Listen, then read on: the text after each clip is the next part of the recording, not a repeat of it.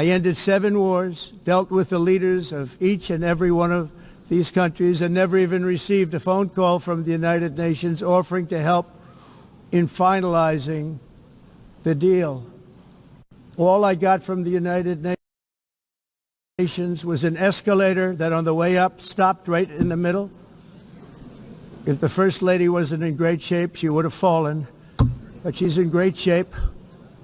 We're both in good shape. We both stood. I would like to point out that Donald Trump, the President of the United States, is a 79-year-old man. And I have a feeling that if I was at a supermarket and a 79-year-old man was about to get on the escalator and I would stop it right at the last moment going, yeah, that would probably be a crime. Because if a 79-year-old man falls down, it's one of the biggest causes for elderly people dying. Usually it's called a hip fracture. And so, in any situation on planet Earth, you would be fired if you tried to pull something like this off. Of course, you know, the people at the UN, they have plausible deniability. I mean, it just stopped when Donald Trump was about to get there. It just happened, you know, things just break. The UN is a very poor organization struggling. They don't have money to get the escalators working. But the issue is that there were 2 more attempts of sabotage. Apparently, the teleprompter didn't work. So Trump actually gave a really great speech. And it turns out that unlike other useless politicians, he didn't need a teleprompter. He gave it from the heart. Which is fascinating because in 2025, like most politicians almost never do well in debates. And almost never speak from the heart. Everything they do is scripted. They hire people from our taxpayer money in order to write speeches for them, and they're pretty much like actors. Like, they go on the stage, they read from the teleprompter, they have a team of people that coach them how to do the hand signs, how to do the jutsus, the body language. And Trump humiliated them because despite the fact that the teleprompter didn't work, the speech was absolutely amazing. And on top of that, apparently they also sabotaged him with the sound volume. There were people there, other world leaders, that couldn't hear him unless they had that interpreter or unless they had that earpiece. Someone that was close to him would ask, like, how did I do? She said, I didn't hear anything. So, again, just like the most petty, childish, immature level of sabotage from an institution that apparently should demand respect, and at the end of the day is paid by a lot of you guys, you know, like your taxpayer money is taken by your country and then given to that institution.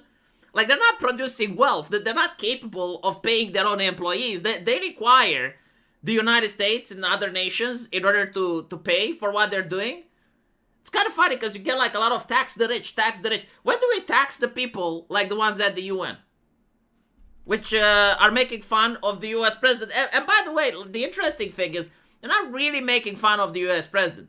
Like, they don't have anything against Donald Trump as the man. Because if Donald Trump went to the UN 20 years ago, they wouldn't pull any of this shit. The spite and the animosity that they have is to the Trump voter. It is to the people that have grievances in the United States. And they manifested those grievances by finding someone to represent them. It's like, okay, we're tens of millions of people, and we need someone to carry our voice. And when they hire Trump, that's why they hate him. It's because he represents those people. It's not because of him as the individual. It's interesting how, like, they never did this to Greta Thunberg, right? Like, Greta Thunberg, like, how dare you? She went there to shame them and criticize them and, you know, wiggle her finger. None of that happened to her. The teleprompter worked. The stairs didn't malfunction. And the sound was good, right? Interesting. Trump went there to talk about immigration. He talked about environmentalism. Like, the speech about environmentalism was devastating for the European Union. He congratulated the EU for lowering carbon emissions, I think by like 15% or something. And pointed out that China raised them by around 30%. And so, good job, European Union, for destroying factories, jobs, you know, crumbling the economy, in order to hit the carbon emissions, while other nations like China are raising them. That's why they don't like him. You know, talking about leaders going in yachts, talking about Obama, you know, going in his private jets and stuff, and pointing out the hypocrisy, pointing out that the culture is shifting, and this is why they're terrified. And that's the main reason why they have to pull such childish pranks, because they feel powerless.